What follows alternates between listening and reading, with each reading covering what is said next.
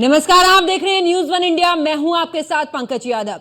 देश में 3 नए आपराधिक कानून लागू हो गए हैं। भारतीय न्याय संहिता, भारतीय नागरिक सुरक्षा संहिता और भारतीय साक्ष्य अधिनियम।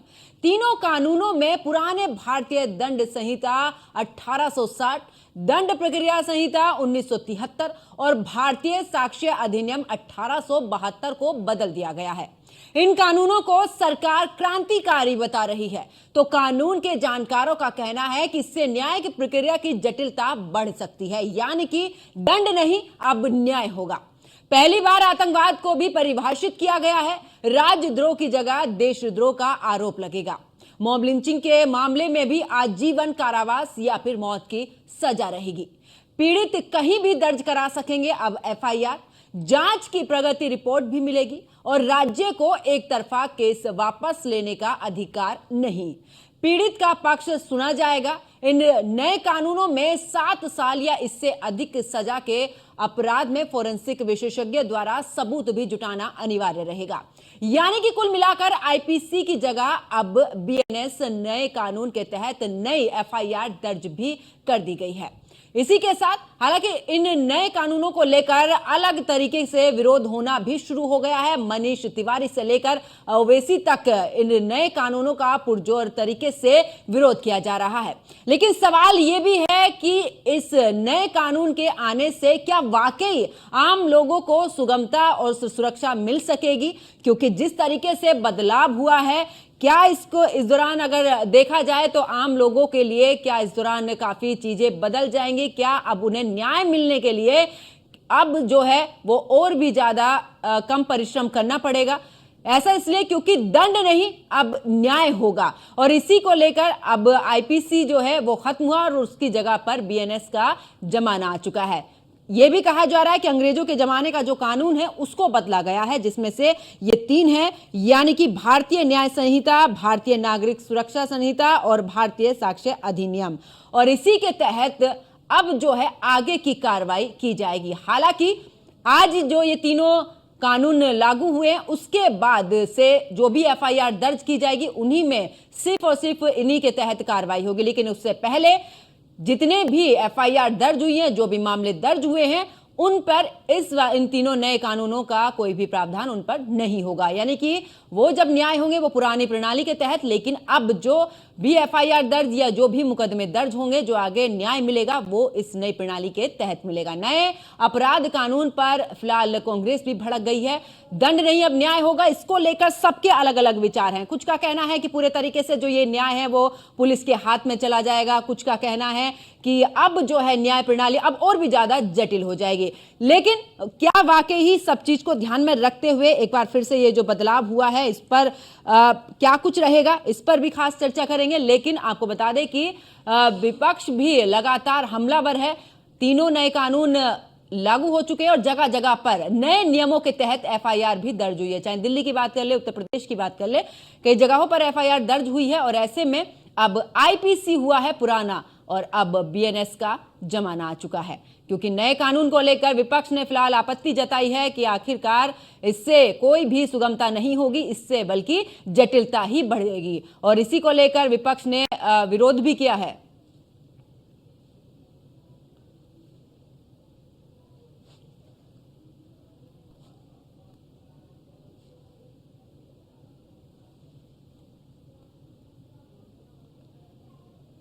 तो एक तरफ जहां इस कानून को लेकर एफआईआर दर्ज हो रही हैं और कुछ बदलाव भी हुए हैं, क्योंकि 1860 के बाद से अंग्रेजों के जमाने की अगर बात की जाए तो बहुत सारी ऐसी चीजें थी, जैसे कि आतंकवाद या फिर आज की बात करें डिजिटलीकरण की अगर बात करें तो इन सब चीजों को लेकर भी अब जो है इन नए कानूनों में इन सबको भी शामिल किया गया है।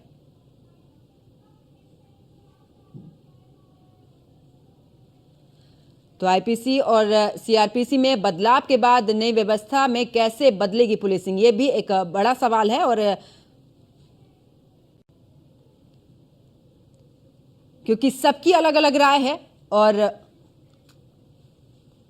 कुछ इसके पक्ष में, बाकी अगर विपक्ष की भी बात की जाए तो वो भी इस दौरान विरोध करते नजर आ रहे हैं। तो दंड नहीं अब न्याय होगा।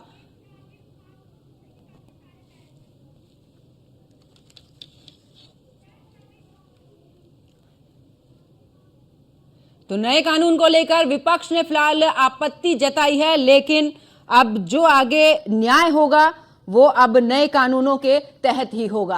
और इसी पर हमारे साथ में एक पैनल जुड़ा है, उनका परिचय मैं आपसे करा देती हूं। कौन कौन इसमें? ए.के. जैन पूर्व डीजीपी हमारे साथ में जुड़े हैं, और जूही अरोरा वकील हैं सुप्रीम कोर्ट की, वो भी हमारे साथ में जुड़ी हैं। कुछ देर के बाद में इस्लामिक स्कॉलर नाजिम खान भी हमारे साथ में जुड़ेंगे। लेकिन सबसे पहले शुरुआत करूंगी जूही अरोरा जी आप ही के साथ में कि अब दंड नहीं न्याय होगा। कितना बदलाव, क्योंकि कानून बदल दिए गए हैं। अंग्रेजों के जमाने के जो कानून थे उसमें बहुत सारी चीजें नहीं थी, जिसमें चाहे हम आतंकवाद की बात कर ले या फिर जिस तरीके से सोशल मीडिया को लेकर भी अब अपराध बढ़ रहे हैं, ऐसे बहुत सारी चीजें हैं। तो कितना बदलाव की शुरुआत हो चुकी है, और इस तरीके से जो बदलाव हम किताबों में अब देख रहे हैं वो अब बहुत जल्दी कोर्टों में एग्जीक्यूट होता हुआ भी देखेंगे।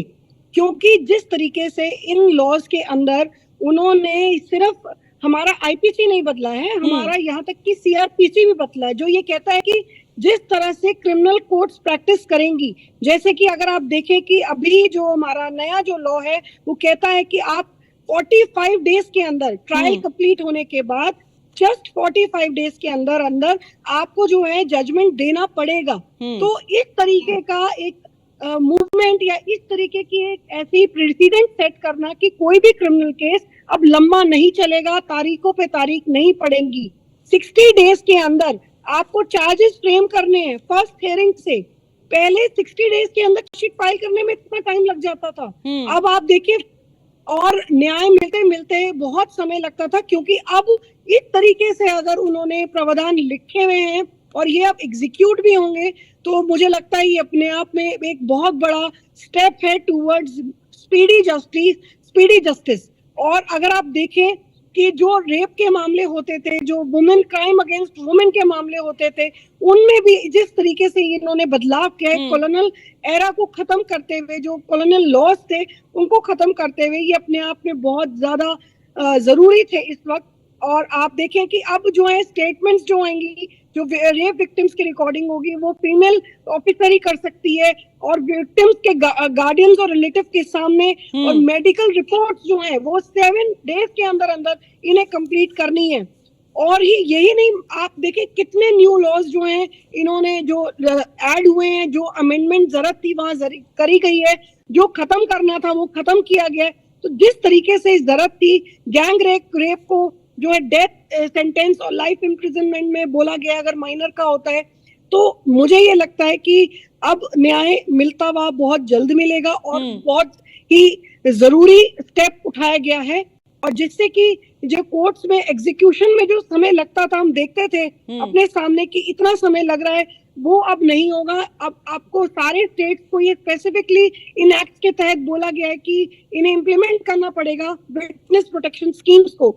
लेकिन देखिए, था पहले भी, लेकिन अब जिस तरीके से जिस शोरों से अब इस एक्ट में बदलाव आए हैं, या अब जो पूरा 3 न्यू क्रिमिनल लॉज रिप्लेस किए गए हैं, वो अपने आप में बहुत ही बदलाव लेते हुए आएंगे। और ही मुझे ये लगता है कि सिर्फ क्राइम अगेंस्ट वुमेन नहीं, क्राइम अगेंस्ट किसी भी तरीके का क्राइम है उसमें बहुत ही जल्दी सुनवाई हम देखते नजर आ रहे हैं। बिल्कुल जूही अरोरा, हम वापस लौटेंगे और भी जानकारी लेंगे, लेकिन इस दौरान हमारे साथ में पूर्व डीजीपी ए.के. जैन भी हमारे साथ में जुड़ चुके हैं।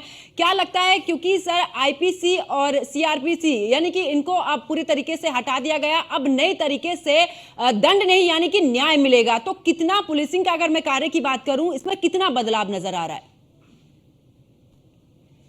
देखिए, बदलाव तो बहुत पहले हो जाना चाहिए था।